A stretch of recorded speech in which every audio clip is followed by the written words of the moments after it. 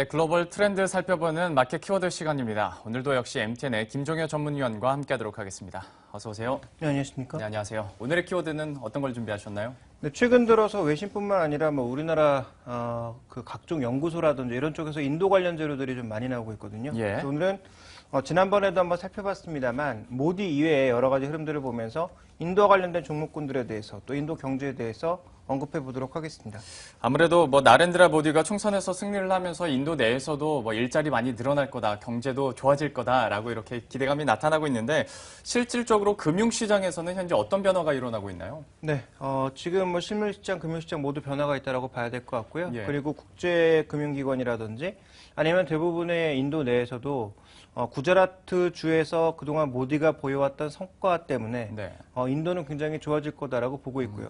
실제로 모디 같은 경우에는 지금 국정정책 10대 과제를 내놓고 각 장관들에게 이와 관련된 실행 계획을 100일 안에 제출할 것을 요구했습니다. 그러니까 지금까지 인도 내에서 이 수상이 되었던 사람들 중에서는 가장 강력하고 또 가장 간결하고 빠른 정부 그리고 작은 정부를 추진할 가능성이 언급이 되면서 기대감이 높아지고 있는데요. 준비된 그림을 보시면요. 지금 경제 성장률이 2013년에 4%대 중반대로 낮아진 인도 경제가 2015년이 넘어가게 되면 한 6%까지 회복될 것으로 현재까지 예상을 하고 있습니다. 자, 이런 예상 가운데 가장 중요한 것은 결국은 해외 자금 유치 그리고 구자라트주 성공 모델을 그대로 인도 전체에 적용하면서 나타날 것이라고 보고 있는 것이고요. 금융시장은 이것을 선반영하면서 인도의 센섹스 지수 같은 경우에는 사상 최고치, 인도의 루피안유 같은 경우에는 최근에 약간 변동성이 있습니다만 그동안 이머징 마켓 쪽에서 약세를 보였던 루피안율이 어느 정도의 강세로 돌아서는 모습을 나타냈다라는 것도 특징으로 좀 봐야 될 것 같고요. 실제로 실물 지표 중에서는 인도의 승용차나 상용차 월별 판매량이 다시 감소세에서 증가세로 돌아서고 있다라는 점, 그리고 인도의 BSI, 즉 인도 기업인들을 대상으로 한 인도 경기 전망을 살펴봤을 때 향후 모디 총리 하에서는 개선될 것이다라는 전망이 비교적 강하게 나오고 있어서요. 기대 심리, 실물 지표, 금융시장 지표 등 전반적인 상황들이 모두 개선되고 있다라고 봐야 될 것 같습니다. 이렇게 실물이나 금융시장에 직접적으로 변화가 있다 보니까 인도 내에서뿐만 아니라 다른 국가들도 좀 기대감을 갖고 있는 것 같은데요. 그러다 보니까 이런 다른 국가와의 투자 현황도 좀 궁금해지는 것 같습니다. 좀 이런 변화가 있나요? 일단 대부분 국가들이 인도에 투자하고 싶어 하죠. 그런데 인도가 그동안 약간 폐쇄적인 정책을 유지했습니다. 물론 네. 이번에 모디 정부에서도 여러 가지 산업의 그 FDI, 그 외국인들의 투자 자금을 다 풀어놨습니다만 지분율은 49%를 넘을 수 없게 제한했습니다. 네. 그러니까 인도의 국적, 그다음에 인도 내의 투자, 인도가 주인이라는 것은 변하지 않았지만 다만 산업별로도 범위를 넓혀가고 있는 상황이고요. 국가별로 살펴봤을 때 우리 입장에서 봐야 되는 것은 우리 주변 인접 국가들, 인도나 중국이 어떻게 움직이고 있는지를 살펴볼 필요가 있는데요. 먼저 준비된 그림을 보시면 한국과 중국과 일본 모두 인도를 대상으로 해서 경상수지는 흑자를 보여주고 있습니다. 왜냐하면 인도의 제조업이 상대적으로 부족하기 때문에 지금 중국 쪽에서 굉장히 많은 수입을 하고 있고요. 한국도 수출에 비해서는 수입이 인도가 절대적으로 많기 때문에 적자를 보이고 있고 수치도 일본도 마찬가지죠. 그래서 한중의 3국에 모두 무역수지 측면에서는 적자를 보이고 있는 인도입니다. 그런데 수입시장 내에서의 점유율을 보면 최근에 일본은 감소하고 있고 대신 중국은 크게 확대되면서 1위 국가로 올라서고 있거든요. 그러니까 중국의 의존성, 제조업에 관련된 중국의 의존성은 인도는 점점 높아지고 있는 상황이라고 봐야 될 것 같고요. 다만 투자 관점에서 보면 최근 경향에서 일본의 ODA 투자, 즉 사회간접 자본에 대한 투자가 두드러지고 있습니다. 일본이 1위를 차지하면서 2012년 기준으로 봤을 때 일본이 인도에 가장 많이 투자하는 국가로 나오고 있고요. 한국과 중국은 투자를 못하고 있습니다.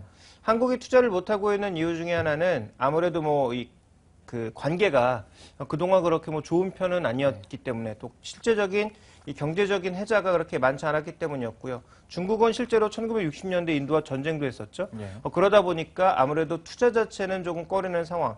다만 가격 자체의 경쟁력으로 인해서 중국으로 수입은 늘렸지만 실제로 사회간접 자본에 대한 투자는 일본과 독일, 영국이 거의 주도해 나가는 모습을 최근 들어서 더 많이 보여주고 있다고 봐야 될 것 같고요. 그런 측면에서 지금 전체적인 투자 상황을 살펴보자면 아무래도 이 무역 쪽에서는 모두 이익을 보고 있으나 실제로 향후 이제 성장 동력을 위한 노력들은 최근에 일본이 절대적이다. 근데 중국과 한국은 여기에서 굉장히 제외되어 있다라는 걸 살펴볼 필요가 있겠습니다. 예. 아무래도 폐쇄적인 시장이었던 인도 시장 이제 개선이 되고 어느 정도 개방이 되면서 우리나라뿐만 아니라 주변 국가들의 이런 투자 현황도 조금씩 달라지는 것을 볼 수가 있는데요. 직접적으로 인도와 우리나라 간의 관계도 좀 생각을 해봐야 될 것 같습니다. 직접적으로 어떤 수혜를 입을지도 좀 궁금해지는데요.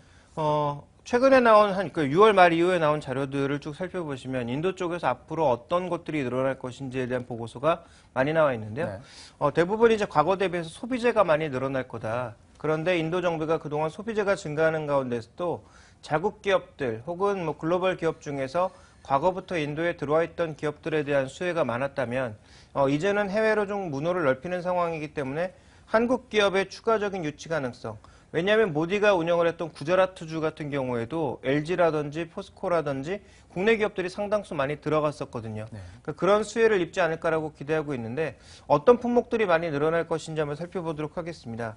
대표적으로 성장 속도 측면에서는 둔화되지만 인도의 휴대폰 시장이 거의 뭐 8억 명을 넘은 그런 상황에서 이제 피처폰보다는 스마트폰으로의 교체 수요가 빠르게 나타나고 있는 국면입니다. 최근 뉴스를 보시면 우리 돈으로 3만 원도 안 되는 스마트폰을 지금 모질라를 비롯한 서드파티 업체들이 팔고 있는 상황이거든요. 그러니까 OS 쪽에서 서드파티 쪽에서 지금 뭐 3만 원, 5만 원도 안 되는 그런 스마트폰을 인도에서 팔고 있다는 점을 주목해 볼 필요가 있겠는데요. 여기 들어가는 일부 핵심 부품들에 대해서는 우리가 좀 수혜를 기대해 볼 수 있겠다라고 판단하고 있고, 그 다음에 인도의 게임 시장도 굉장히 빠른 속도로 커지고 있습니다. 우리나라에서도 꽤 인기를 끌고 있는 캔디 크러쉬 같은 경우에도 인도 내에서 굉장히 인기를 끌고 있거든요. 그런 관점에서 본다면 뭐 게임이라고 하는 이 흐름이 결국 비슷한 관점으로 흘러가고 있기 때문에 글로벌 시장에서 히트하게 되면 인도에서도 히트할 가능성이 높다라는 거죠.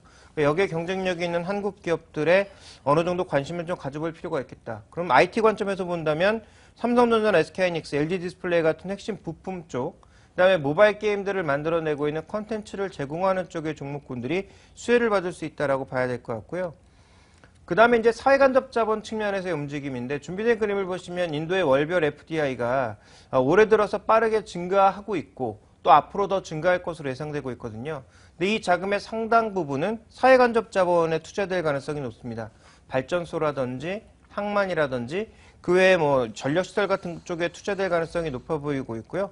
그런 관점에서 산업용 기계, 발전기, 그리고 이 자동화 설비를 만들고 있는 LS산전이나 두산중공업, 두산이프라코어들이 이미 인도에 진출해 있거나 향후 인도에 진출할 가능성이 높은 기업이라고 보고 있기 때문에 이들 종목에 대한 관심이 필요하지 않나라고 판단하고 있고요.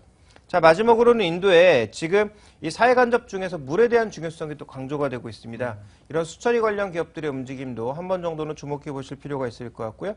자, 마지막으로는 인도가 지금 두 가지 관점에서 향후 이제 도시화를 생각하고 있는데, 첫 번째는 스마트 시티라는 관점에서 효율성이 높은 도시를 만들겠다라는 것, 그리고 두 번째는 금융이나 특정 산업의 핵심 도시를 만들겠다라는 것 자체로 여러 가지 이 도시 계획들을 추진하고 있는데요.